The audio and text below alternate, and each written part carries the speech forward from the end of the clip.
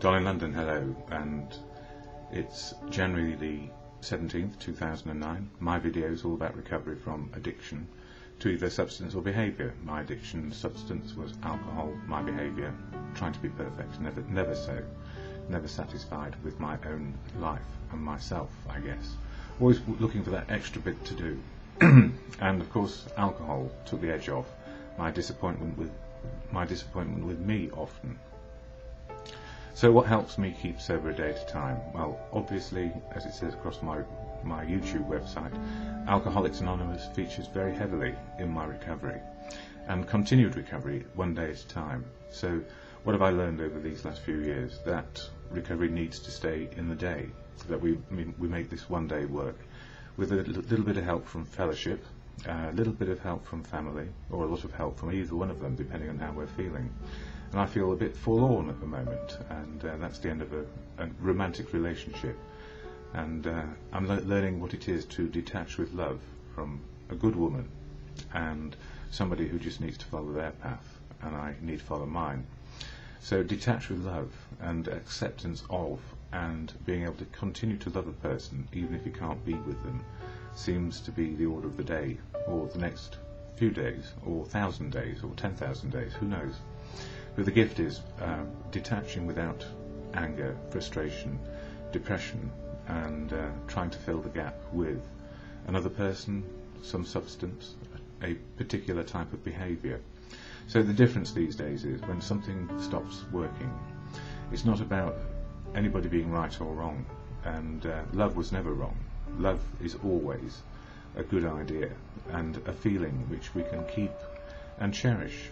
And we don't have to trash people, we don't have to be superficial or indifferent to them. We can cherish them still, even if we are not together. And this is a big learning lesson for me, and I'm glad I'm learning it, just one day at a time. And boy, is it painful, it's very painful. And not filling the gap with inconsequential behaviour or people or anything, not trying to fix myself, but just trying to gently find that path which keeps me sober, helps me find happiness or sadness as life affords. And the gift is really for me seeing that life is both happy and sad. And if we look at the balance sheet of good, bad, indifferent, cherishing, love, not loving, all those things, if in about the balance sheet of all of this we are learning all the time how to be, just how to be an ordinary human being with this absolutely amazing and extraordinary world in which we live, often very painful, but often to be cherished. I think cherished all the time. Anyway, what helps me? Yes, the Fellowship of AA, Alcoholics Anonymous, and I share the preamble on most of my videos because it brings me back into the moment of now, and that's pretty much what the Fellowship does, keeps us in the day. And it says this: Alcoholics Anonymous is a fellowship of men and women who share their experience, strength and hope with each other, that they may solve their common problem and help others to recover from alcoholism. The only requirement for membership is a desire to stop drinking. There are no dues or fees for AA membership. We are self-supporting through our own contributions. AA is not allied with any sect, denomination, politics, organisation or institution, does not wish to engage in any controversy, neither endorses nor opposes any causes. Our primary purpose is to stay sober and help other alcoholics to achieve sobriety. So even when life is tough and hard, and especially if life is tough and hard, it's good to go and talk to people or share in a meeting just how we feel. And if we get our feelings out in the open, it means that we're not hiding, or we don't feel guilty or shameful or any more upset because we're trying to hide and pretend to be okay. So I'm not pretending to be okay today, I'm not. I'm suffering, and it's because of loss, and it's right to grieve and be sad. Yesterday I covered how it works, and it's really a little pamphlet from AA which shows from chapter 5 how it works and the 12 steps and 12 traditions. You can't see it too well, but those 12 steps are helping me on a daily basis just keep my head above water and deal with life. And the other thing which I use is the daily reflections. So I didn't get to say them yesterday, but they are very pertinent, and they don't lose their sense of timing just because it's a day out. So I'm going to cover both 16th and 17th here in this book, and just take a a couple of sips of coffee. I feel thirsty, which means that my blood sugars are too high, and I need some insulin, but I'll get that sorted after this. Hitting bottom, January the 16th. Why all this insistence that every AA must hit bottom first? The answer is that few people will sincerely try to practice the AA program unless they have hit bottom. For practicing AA's remaining 11 steps means the adoption of attitudes and actions that almost no alcoholic who is still drinking can dream of. 12 Steps and 12 Traditions, page 24. And it goes on to say, hitting bottom opened my mind and I became willing to try something different.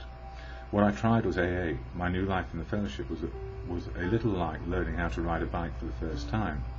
AA became my training wheels and my supporting hand. It's not that I wanted to help so much at the time, I simply did not want to hurt like that again.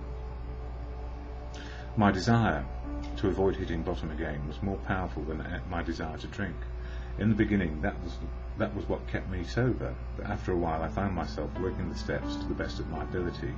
I soon realised that my attitudes and actions were changing, if ever so slightly. One day at a time I became comfortable with myself and others, and my hurting started to heal. Thank God for the training wheels and supporting hand that I choose to call Alcoholics Anonymous. And when I thank God good conscience, and all those people who say go to AA because it's got more going for it than you have. And that was absolutely true. I was nearly going to put that book down there, but I also know that time is going along. So my rock bottom, a counsellor once said to me before I really got into the program of AA, how many rock bottoms do you need to actually make it absolutely clear that drinking is not for you anymore? And I don't know how many rock bottoms I had. And the gift of sobriety is we don't stop getting rock bottoms. That is a place where life feels absolutely scratchy, awful, and we can't connect.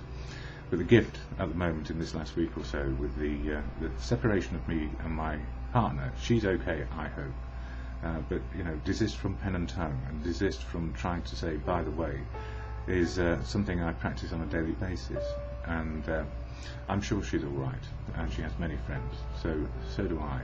And the gift is that we all are part of the same big organisational fellowship of life, and the gift is we can learn to heal, and healing is as important as is falling in love. So, coming on to January the 17th today, happiness comes quietly. The trouble with those alcoholics was this: we demanded that the world give us happiness and peace of mind in just the particular order we wanted to get it, by the alcohol route. And we weren't successful, but when we take time to find out some of the spiritual laws and familiarise ourselves with them and put them into practice, then we do get happiness and peace of mind. There seem to be some rules that we have to follow, but happiness and peace of mind are always there, open and free to anyone.